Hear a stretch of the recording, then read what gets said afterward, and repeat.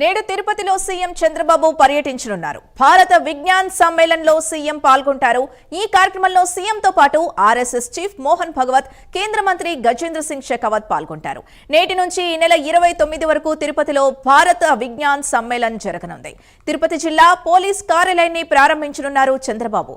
అనంతరం ఇటీవల మృతి చెందిన ఎన్టీఆర్ వీరాభిమాని ఎన్టీఆర్ రాజు కుటుంబాన్ని పరామర్శించనున్నారు.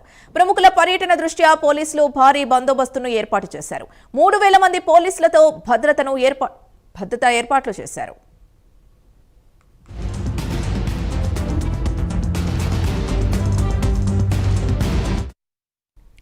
చంద్రబాబు పర్యటనకు సంబంధించి పూర్తి డీటెయిల్స్ మా కరెస్పాండెంట్ సునీల్ అందిస్తారు. సునీల్, తిరుపతిలో సీఎం చంద్రబాబు పర్యటనకు సంబంధించి ఎలాంటి ఏర్పాట్లు జరుగుతున్నాయి?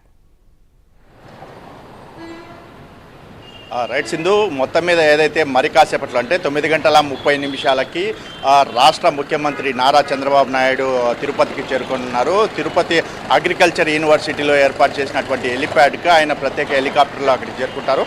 అక్కడి నుంచి అగ్రికల్చర్ యూనివర్సిటీ నుంచి బై రోడ్డు ఏదైతే పక్కనే ఉన్నటువంటి నేషనల్ సాంస్క్రిట్ యూనివర్సిటీకి ఆయన అయితే చేరుకుంటారు. ఉదయం 10 గంటలకల్లా అక్కడికి చేరుకొని భారతీయ విజ్ఞాన్ సమ్మేళనానికి సంబంధించి ఆ సభలో ఆయన అయితే పాల్గొంటారు. ఆ సభకు సంబంధించి ఇప్పటికే భారీ స్థాయిలో అంటే సుమారు 165 యూనివర్సిటీల నుంచి ఇప్పటికే 165 మంది ప్రొఫెసర్లు రావడం, మరోవైపు సుమారు భారీ స్థాయిలో విద్యార్థులు ఈ సమ్మేళనానికి వచ్చిన పరిస్థితి అయితే ఉంది. మరోవైపు రాష్ట్ర ముఖ్యమంత్రి నారా చంద్రబాబు నాయుడు రానున్న నేపథ్యంలో ఆయన పర్యటించే ప్రాంతాల్లో పూర్తిగా ట్రాఫిక్ ఆంక్షలు అయితే విధించారు. ముఖ్యంగా ఏదైతే మనము పూర్తిగా ఏదైతే రాష్ట్ర ముఖ్యమంత్రి పర్యటించే ప్రాంతాలు ఉన్నాయో ఆ ప్రాంతాలు పూర్తిగా ట్రాఫిక్ మళ్లించిన పరిస్థితి అయితే ఉంది. కేవలం కొన్ని ప్రాంతాలకు మాత్రమే ట్రాఫిక్ని క్రమబద్ధీకరిస్తున్న పరిస్థితి అయితే ఉంది అని చెప్పొచ్చు. ముఖ్యంగా ఇటు రాష్ట్ర ముఖ్యమంత్రి చంద్రబాబు, మరోవైపు ఆర్ఎస్ఎస్ చీఫ్ మోహన్ భగవత్ కూడా రాత్రి తిరుమలకి చేరుకున్నారు. ఆయన కాసేపటి కింద తిరుపతికి చేరుకొని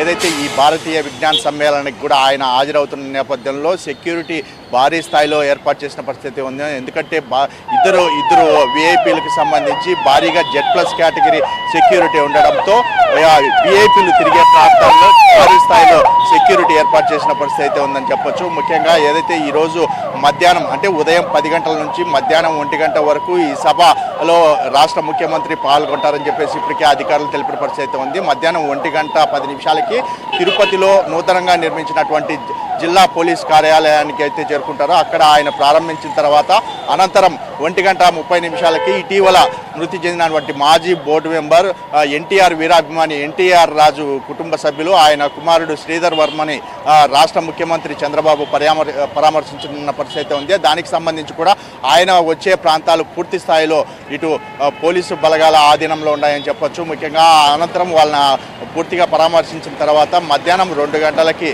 తిరుగు ప్రయాణం ఉన్న పరిస్థితి ఉంది. రాష్ట్ర ముఖ్యమంత్రికి సంబంధించి కాసేపటి కిందటే షెడ్యూల్ మార్పులు కూడా చేసిన పరిస్థితి ఉందని చెప్పొచ్చు. ఎందుకంటే ఆయన పర్యటించే ప్రాంతాలు కావచ్చు, ముఖ్యంగా క్షుణ్ణంగా అంటే మినిట్ టు మినిట్ ఆయన ఎక్కడికెక్కడికి వెళ్తున్నారు అని చెప్పేసి కాసేపటి కిందటే పోలీస్ యంత్రాంగం విడుదల చేసిన పరిస్థితి ఉంది. ఎందుకంటే నిన్న చెప్పిన దానికి ఈ రోజుకి ఆయన స్వల్ప మార్పులు చేశారు, టైమింగ్స్లో మార్పులు చేసినట్టు ఇప్పుడు కాసేపటి కిందటే పోలీస్ అధికారులు కూడా తెలిపిన పరిస్థితి ఉంది. ముఖ్యంగా ఈరోజు జరుగుతున్నటువంటి కార్యక్రమానికి సంబంధించి ముఖ్యంగా 3000కు పైచిలుగా పోలీసులు భారీగా బందోబస్తు ఏర్పాటు చేసిన పరిస్థితి ఉంది. ముఖ్యంగా ఏదైతే సాంస్క్రిట్ విద్యాపీఠం మొత్తం పూర్తిగా ఏదైతే కేంద్ర బలగాలు ఇటు పోలీసు బలగాల ఆధీనంలో ఉందని చెప్పొచ్చు. ముఖ్యంగా ఈరోజు జరుగుతున్నటువంటి సభకు ముఖ్య విఐపీలు రానున్న నేపథ్యంలో ఎవరిని అక్కడికి లోపలికి అనుమతించడం లేదు. పూర్తిగా ఈరోజు వారి సభ పూర్తయిన తర్వాత 3 రోజుల పాటు ఈ యూనివర్సిటీల ప్రొఫెసర్లతో ఈ సమ్మేళనం ఉంటుంది. దానికి సంబంధించి చివరి రోజు ఏదైతే 29వ తేదీ జరిగినటువంటి చివరి రోజు